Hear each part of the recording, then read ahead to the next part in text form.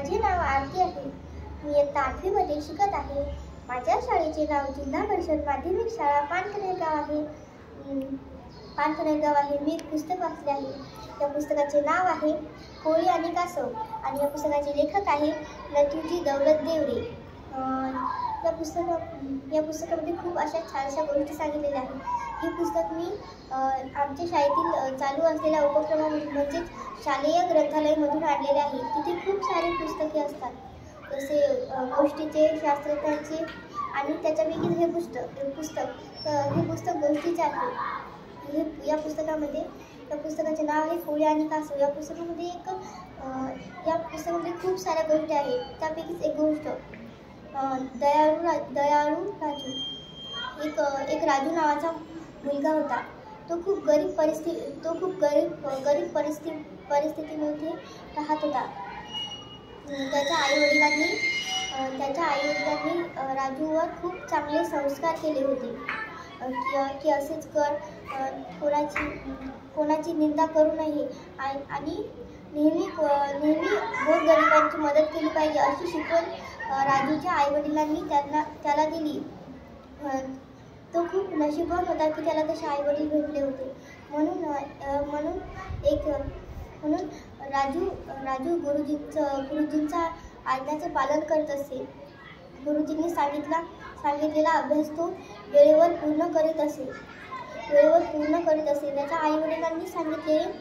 त्याच्या आईवडिलांनी सांगितलेले कामही तो वेळेवर पूर्ण करीत असे.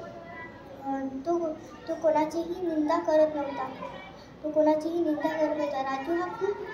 राजू हा खूप चांगला मुलगा होता की जो सगळ्यांची मदत करेल. आणि जर कोणी कोणाची मदत नाही केली आणि जर कोणाची मदत केली नाही तर तो सांगत होता की तुम्ही असे का करताय, ते गरीब आहेत म्हणून तुम्ही तसं करताय. या जागी जर तुम्ही असते तर अशी शिकवण तो इतरांना देत होता. तेव्हा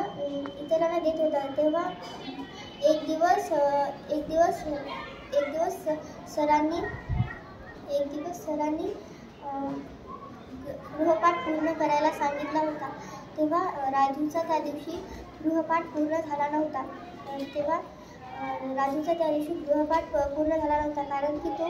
कारण की त्याची तब्येत बरी नव्हती, कारण तो आजारी होता. म्हणून तेव्हा तो त्यांच्या गुरुजींना म्हणतो, मला माफ करा गुरुजी, कारण की मी आजारी असल्यामुळे मी गृहपाठ पूर्ण करू शकलो नाही. तेव्हा गुरुजी म्हणतात तू खूप चांगला आहेस, इतरांची मदत करतो, तू माफी मागायला नाही पाहिजेस. तू आज आजारी आहे म्हणून काय येईल तर तू कधीही अभ्यास वेळेवर पूर्ण करतो. जाऊ दे, काही नाही. एक दिवस राजू घरून जेवून शाळेत जात होता. तेव्हा त्याला एक अंध म्हातारा व्यक्ती भेटला. त्यांचं ऑपरेशन झालेलं होतं कारण की त्याला दिसत नव्हतं. एक दिवस तो अंध म्हातारा जात होता आणि त्याला दिसत नव्हते. म्हणून तो इकडे तिकडे जायचा आणि त्याला काही ना काही लागायचे. तो म्हणायचा. त्याला त्या रोडच्या पलीकडे जायचे होते आणि रस्ता खूप रहदारीचा होता, म्हणजे रस्ता खूप खराब होता आणि त्या रस्त्यावर खूप साऱ्या गाड्या वगैरे येत जात असत. आणि तो म्हातारा माणूस म्हणतो की मला पलीकडे न्या. सर्व लोक त्याच्याकडे बघूनही त्याची मदत करत नव्हते. तेव्हा हे सर्व प्रकरण राजूने बघितलं आणि राजू त्या अंध म्हाताऱ्याकडे गेला. आणि त्याला रोडच्या पलीकडे नेलं.